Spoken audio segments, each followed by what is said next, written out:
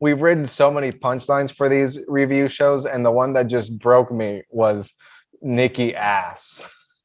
Not an actual punchline, just complete elementary school shit. Which is probably what Vince McMahon likes about it. Yeah, Nikki ass. The kids will love that. That's good shit, pal.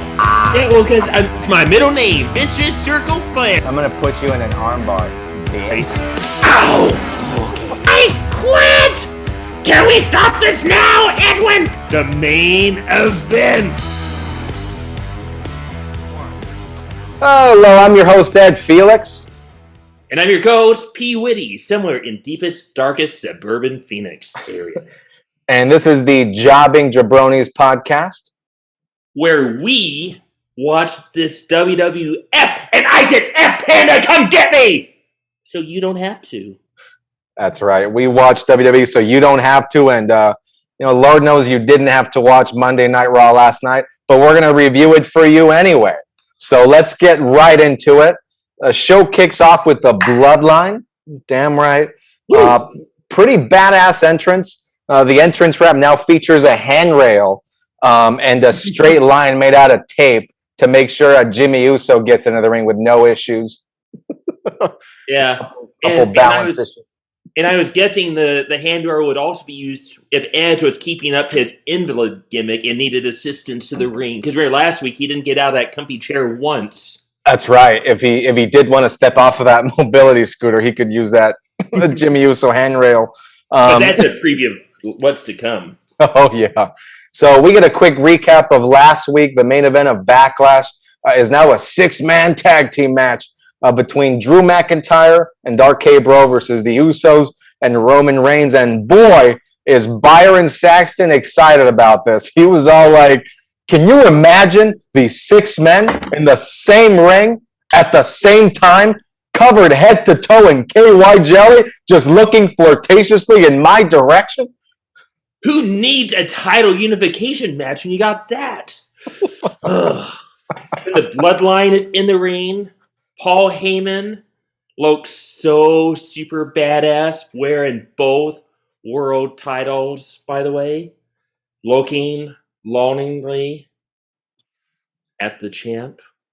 And all it got me thinking was, damn, we could all be so lucky if we have someone, anyone, that looks at us as lovingly as Paul Heyman looks at Roman Reigns. A life goal for us all, I think. I'm serious, Edwin. Yeah, he loves that man. Yeah. I actually just got engaged. I'm going to tell my fiance to look at me the way. Does she look at you like Paul Heyman looks at Roman Reigns? Not yet, but she's going to. I'll be damned. She seemed like a very nice lady when I met her, but still, I never saw that look in her eyes to you. Not that I looked that hard either, but I never saw it. I can feel her staring menacingly at me off screen. I'm sorry. I think I just got future endeavored. Oh, but then, wait, if you got the Bloodline to set up the 6-man match, you got to have the man with the sword, Drew McIntyre, come out, walk into the ring, pointing his Viagra sword at Roman. Man, Drew McIntyre really has some issues, doesn't he? And Drew and Roman go at it. KY jelly flying all around the ring. They roll around on their ground as their bodies intertwine and become one, yet remain two. Then we fade to black as the Drew and Roman have the live sex celebration. Wait, it's what we were all hoping for, right?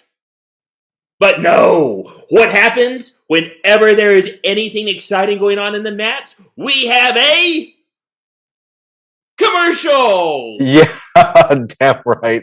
And what?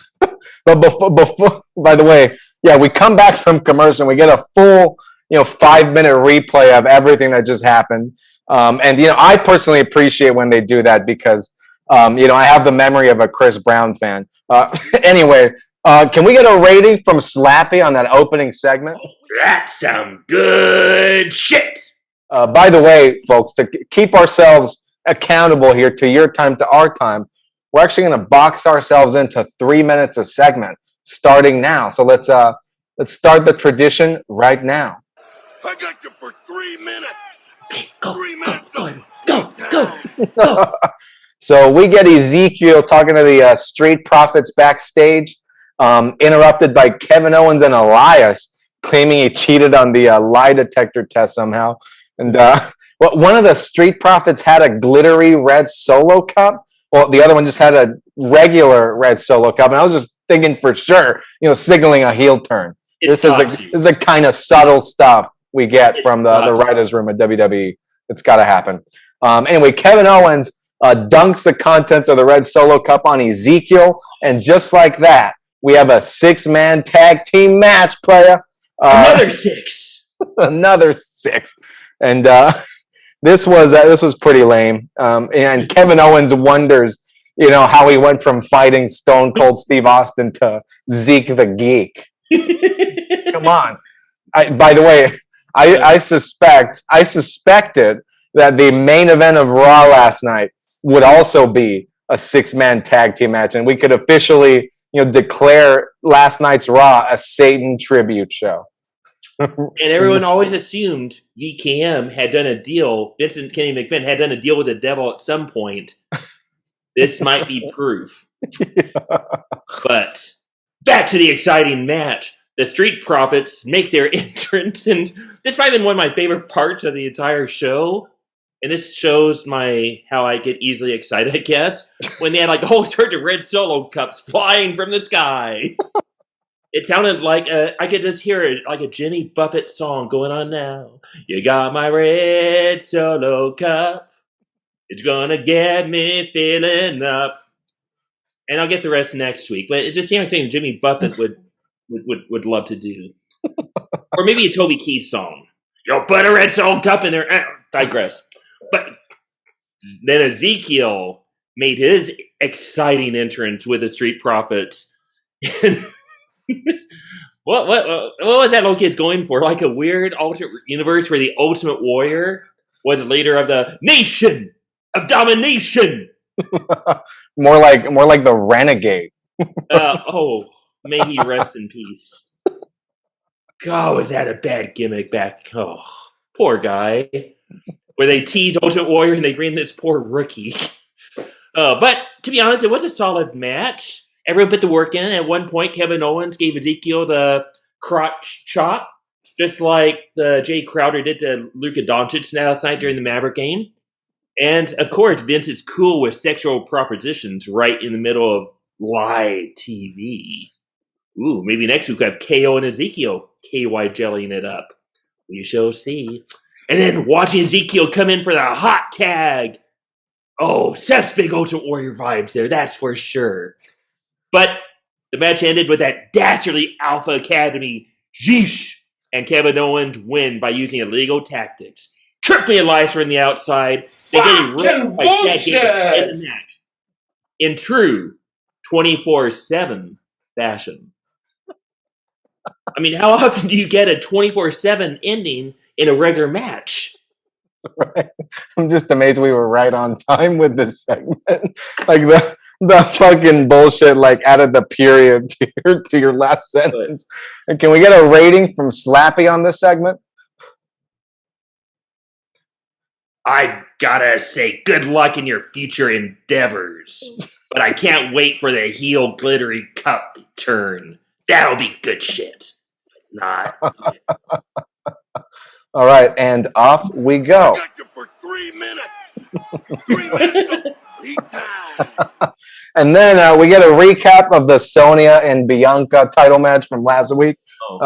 Adam Pearce tells Sonya that upper management is launching an investigation into her abuse of power. And finally, and holy shit, here we go. Here we go, baby. Adam Pearce announces we're getting another 6-person tag match, player. Yes! The 666 is complete. All hail Satan.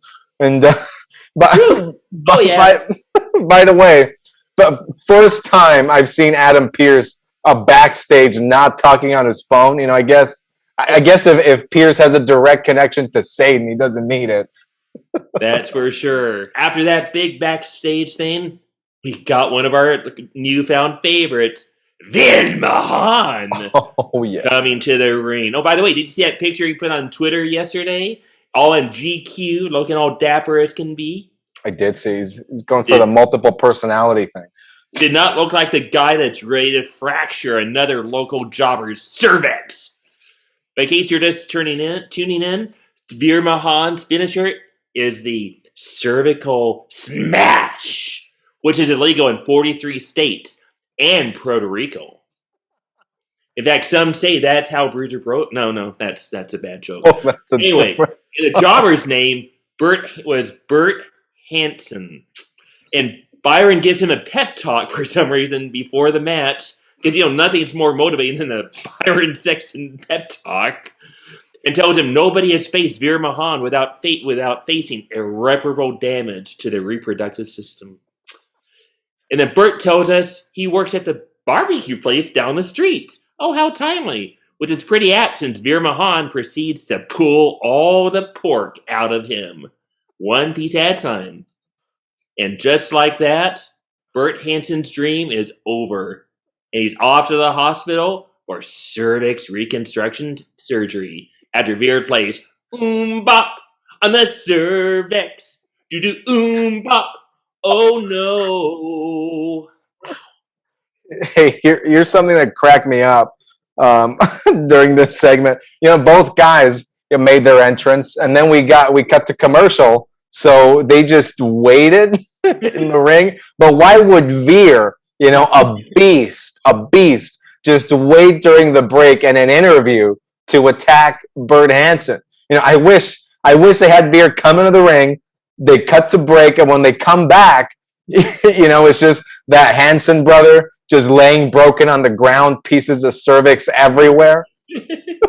Even on the camera, you can't, the camera's blurry because there's cervix on the camera lens. WWE doesn't allow blood anymore, but what about pieces of cervix? Parts. And I also, don't think there's anything in the USA rules about cervix parts. There isn't. And also, is it just me, or does Veer Mahan sound exactly like Sloth from the Goonies? North eyes. I can't tell the difference. Neither can I. And just like that, let's get a rating from Slappy. Well, I like your idea better, Edwin, about commercial break carnage, but because it's Veer and because there was a broken cervix, I'll give it a good shit. Yeah. Yeah. Give me more! Give me more, Edwin! I want more! And put some KY jelly on the cervix before you do it. Yeah. Sloppy! Oh, Fucking bullshit! Oh, damn, right on time. In Judgment Day, everyone's newest favorite heel clique comes out to the ring. And Edge, miracle, is no longer an invalid. He can walk. He doesn't need his mobility scooter anymore. And once again proves, if you control the light source, you control the world. And we get AJ versus Damien Priest. And AJ, if you win, Damien Priest has to promise to whip him as hard as he wants when they get home tonight. Oh, that sounds like fun. Ooh, wake me more. 50 Shades of Damien Priest. Not bad. And Edge, granted, he was doing lots of cheap heat, but he finally got a strong reaction from the crowd, calling them peons. And I find it kind of funny. They were in North Carolina, right? Yeah. And Edge lives in Asheville, North Carolina, and so he must have very low self-esteem. That's exactly the kind of useless wrestling knowledge we offer you on this podcast. We know not only who the wrestlers are, where they live also. We know where they live. Not creepy at all. No, not creepy. Though I did drive by Stone Cold Steve Austin's house in LA a few years ago with my son. Oh, he knows. Before he moved. He knows. But hey, pretty solid match by AJ and Damien Priest. At one point, Damien just launched AJ into the turnbuckle, one of the gnarliest shoulder bumps I've ever seen. That was nasty. Yeah. But then AJ hits Damien with a sick spinning power bomb off the turnbuckle. And we get that classic spot with AJ, going for the flying forearm, and Damien counters it into some kind of weird body choke slam variation he does. Pretty cool. Yeah. Match wraps up with AJ winning via roll up, because why not? Meaning Damien Priest is now banned from ringside for their match at WrestleMania Backlash.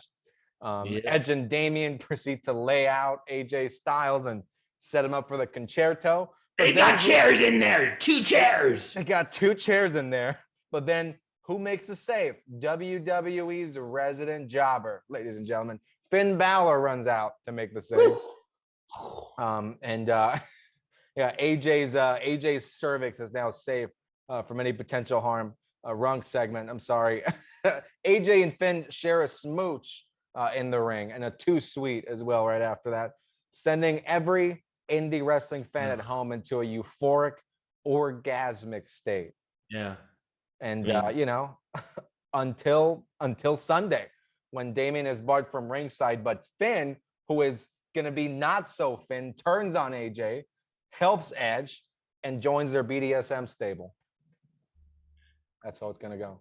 Which will let WWF, I said F Panda, come get me, with I think 3 good guys at that point. Slappy, what's the rating for this one?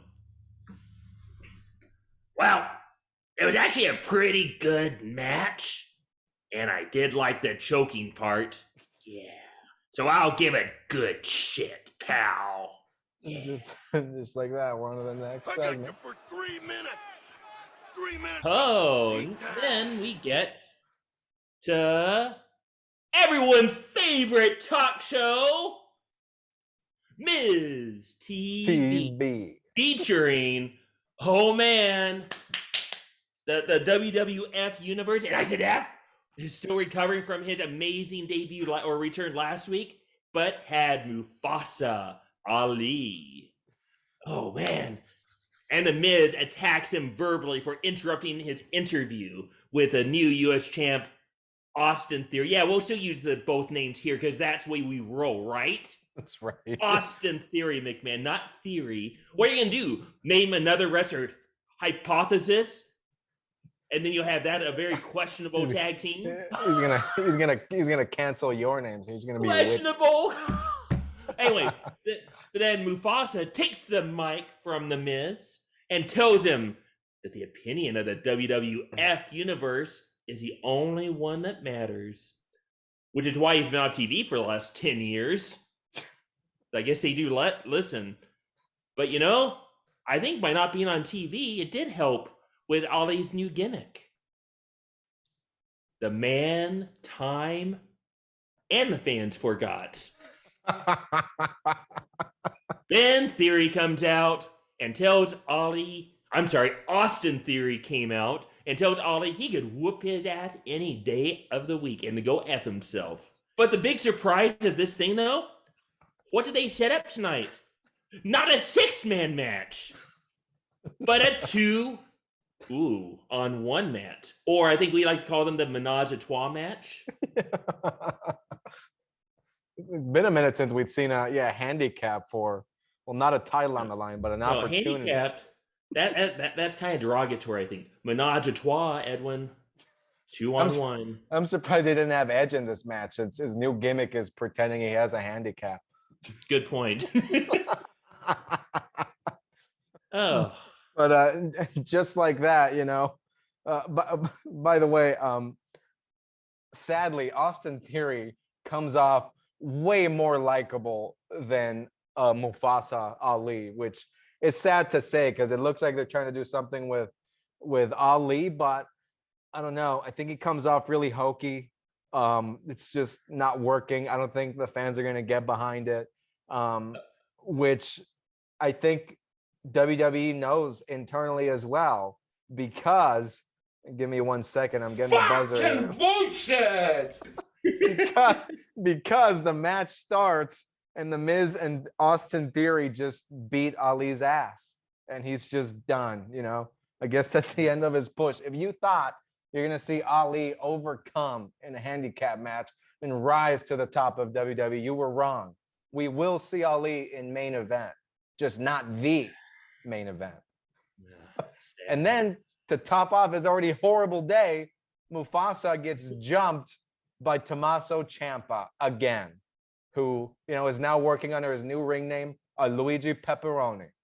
And you can see Luigi Pepperoni versus Mufasa this week streaming on the main event. Well, With a special guest referee, Santino Morella. A pretty exhilarating segment. Can we get a rating from Slappy? Yep. Sorry, Mufasa, but I wish you luck on your future endeavors on the main event, which I don't watch. This is hard enough as it is. Are we done yet, Edwin? No. Are we done? Close. We're close. Oh. I will say SmackDown felt about twice as long as this with an hour of less of time, and I don't know how. Well, I fell asleep halfway through, so that could be part of it. So, but yes, up next, everyone's favorite segment, the 24/7 championship. But unlike other weeks where it's usually just guys, ladies and gentlemen, running around backstage, they're going to have an actual match. A one-on-one match. Damn. Dana Brooks versus Nikki Ass. I guess she's still a superhero in a singles match. And Dana Brooks somehow makes quick work of Nikki Ass after her boy toy Reggie interferes. And then everybody, of course, in the company's got to try to roll up Dana Brooks. Hey, but Dana kicks out, uses her brute force, and tells them all to F off. In fact, she not only told him, she said that to even her new husband. She told him to F off, and she demanded a divorce. We've written so many punchlines for these review shows, and the one that just broke me was Nikki Ass. Not an actual punchline, just complete elementary school shit. Which is probably what Vince McMahon likes about it. Yeah, Nikki Ass. The kids will love that. Good shit, pal. Good shit, pal. By the way, I loved Corey Graves on the mic when the drama was going on with Reggie and what's her face asking him for a divorce. Corey said, "There's plenty of fish in the sea. Reggie's good. He can just trade her in for a newer model." Does that sound familiar to you at all? Yeah, because that's what Corey Graves did. He cheated on his wife with Carmella, and he's just out here, giving a sermon on his own life. It was disgusting. The balls on this guy. To be fair, Carmella was doing the same thing because she was dating the big guy. Oh yeah, big ass. Yeah, she dumped him, and then they came together. So maybe they're perfect together. I think Big Ass and Nikki Ass should get together. But actually, I thought about him last night during the Maverick Suns game because the Mavericks kept getting beat by the Suns because of the Suns center. They just had nothing to go with the 7-foot center. You can't teach. You can't teach that. You can't teach that. That's how boring the game was for me and Maverick. Apparently, you can't teach him, or you can't teach how to not kick a small person, which is what got Cass fucking fired. Anyway, can we get a rating from Slappy on this segment? Isn't it inferred because there's a 24/7 segment, Edwin?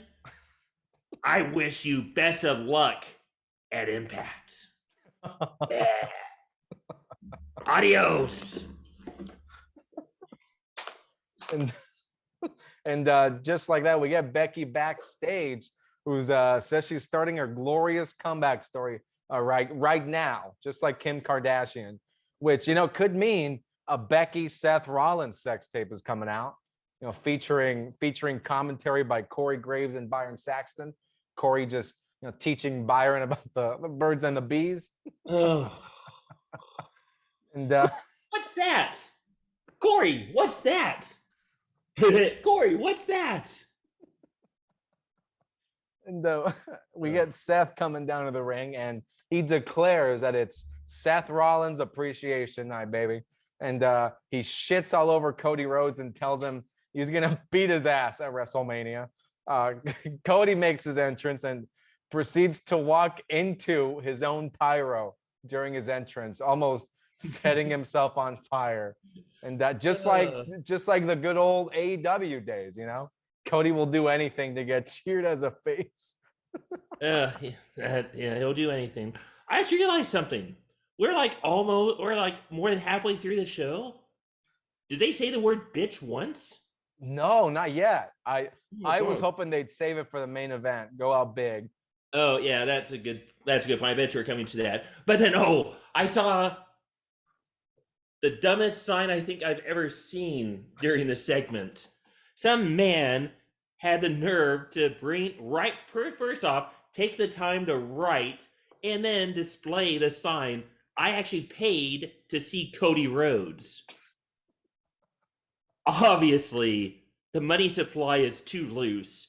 If people are paying to see Cody Rhodes, the inflation ain't high enough. And Federal Reserve, if you're watching this podcast, you need to take action now. And there's the economics part of the show. But anyway, we continue back to the wrestling where Seth insults Cody's daddy, Dusty, Big Dust, telling him Dusty Rhodes is never good. Oh, that's not a good Seth Rollins. Hey, tells him Dusty Rhodes is never good enough to win the WWF Championship. And it's all that Seth is in the WWF. Cody won't be good enough to win the WWF Championship. Then a fight breaks out, during which Cody rips off all of Seth's clothes from Men's Warehouse Gone Wild. But fortunately, the Men's Warehouse Gone Wild has plenty of other outfits for Seth in the future, so he'll be just fine, and he won't be naked again next week. Oh, that was amazing. Can we get a rating from Slappy on this? Well, just for the fact Cody Rhodes almost got literally fired, I'll say good shit, man. Keep it up. And Seth, make sure you got clothes next week. I don't want to see no nakedity, okay? I was hoping that Corey would literally be engulfed in flames and then Vince McMahon will walk out and he would just do this. You're fired. I think too long a contract, can't do that yet. And then, oh man, I think we got to the most. We've had lots of homoerotic moments in this episode, but I think we got to the most homoerotic. Homo sapien moment. I don't know if I've ever actually said that word before. Imagine. Homeo, Wolfer Arthur, Homeo. Was it Homeo and Juliet? Okay, no, I gotta get back on track. My apologies. Anyway, we had Bobby Lashley's new entrance. He's back with his favorite pose. Oh, and he's like on the stage, KY jelly from head to toe, and he's just like hulking up, like the most muscles you've ever seen in any man, and the camera goes from like head to toe. It's like, and then he hops down off the stage and walks to the ring. Oh, and who's he fighting? Oh, Cedric. By the way, next week they should start the angle just like right at bulge level and just work their way up. Oh, or put that on OnlyFans. I don't know. And then he's going up against Cedric the Entertainer, right? Amazing wrestler. And wait. Okay, so they were formerly part of the Hurt Business, right? Yep. And then, okay, well, they were part of the Hurt Business. Then they broke up. But then they got back together again. But then, I guess, did they break up again? But now Cedric the Entertainer is like fighting Bobby. Kind of like, and then MVP was outside with Nomos. So it's kind of like he was working with the Hurt Business guy that just fired him. It's like, it was very confusing. I lost track. I used to keep a diagram, but even that got a little too much. It was as confusing as my Big Show heel turn face turn diagram from a couple years ago. Yeah. But anyway, if you're betting on this stuff, pretty much Bobby Lashley obviously had the most KY jelly on his body. So whoever has most KY jelly is 99% guaranteed the winner, correct? That's right. So, and he beat him with the spear and the hurt lock. And then, of course, MVP and No Mas escape up the ramp, setting up the match everyone can't wait to see on Sunday, right? No Mas versus Lashley. And Slappy, just for the homoeroticism of the segment. Oh, good shit. Give me 50 Shades of Bobby Lashley. And just like that, we have reached the main event, ladies and gentlemen. The 6-woman tag team match. We did it! We did it. We did it! We did it, I assume, in under 2 hours. I haven't looked at the clock yet. But Liv Morgan comes out, has a really cool Harley Quinn getup going on. No. And by the way, why is Becky out here wearing an Oculus headset?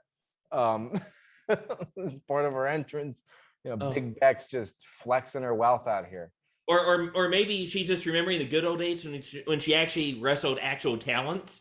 So maybe she's like seeing like actual wrestlers versus what she has to wrestle today. That's right. Or just in case they bring back Nia Jax, at least you got to have some of your protection if something like that were to happen. How bad was Nia Jax? The only relative of The Rock to actually get fired. Damn right. That's bad. That is bad. Anywho, I love this match. Reminded me a lot of a Raw main event you'd see in like 2005. Just great engineered chaos. Liv Morgan, definitely one of my favorite wrestlers right now, and the real MVP of this match. She's up there with the likes of Bret Hart and Stone Cold Steve Austin, baby. Oh, honestly, I mean, I think if she ever became heel, I see a lot of Killer Kowalski in her too. And then she has the match strategy of like Pat Patterson. I mean, she has it all. She does. I think Liv Morgan is a living legend. I think 40 years from now, we're gonna see her pop up on AEW Dynamite the same way Sting did. Crow Liv Morgan, just the living legend, wrestling into her 80s, just like Sting. Can't wait to see it. And she's doing all this without her whip. Yes, right. She could have herself a weapon just like Bianca does, but she chooses just be technical about it. Like I said, she's a living, I was gonna say the living Bret Hart. Bret Hart's still alive. She is like Bret Hart. She's a living female Bret Hart. There you go. She's the Hart sister that they never had. Yes. Kind of like just like that. Anywho, there was an amazing spot in this match where Asuka hit Sonya off the ring apron, and Sonya got intercepted by a code breaker from Liv Morgan on the outside as she was falling. The timing on that was insane. I rewatched that about 50 times. And then we get a great ending to boot. Sonya gets distracted by Bianca on the outside, and then gets the Oblivion finisher from Liv Morgan, sealing the win for her team. You love to see it. Yep. Just like that, the main event of Raw is over. And can we get a rating from Slappy? Oh, son, that is good shit. I mean, you can never have too many 6-6-6 tag team matches, can you? At least that's what my teachers have told me. 6 is the magic word. 6 is the magic word. 6 is a magic word to say, hey. Where did that come from? Bobby, that was creepy. Yeah. And guess what, ladies and gentlemen? I have with me the ratings data from this show, and I am exhilarated. What? I have the ratings data. What? From this show. What? And I am honored to let you all know that this Raw was good shit, pal, because we got a 6-3 situation. Bunch of sixes up in the house. But this Raw was good shit.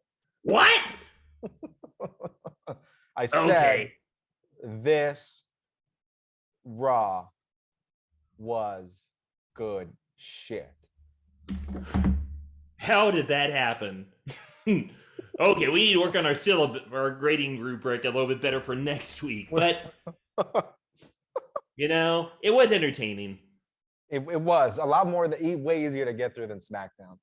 But, ladies and gentlemen, just like that, we've reached the end of the Jobbing Jabronis podcast, getting better, more efficient every week, getting funnier, getting sexier every week.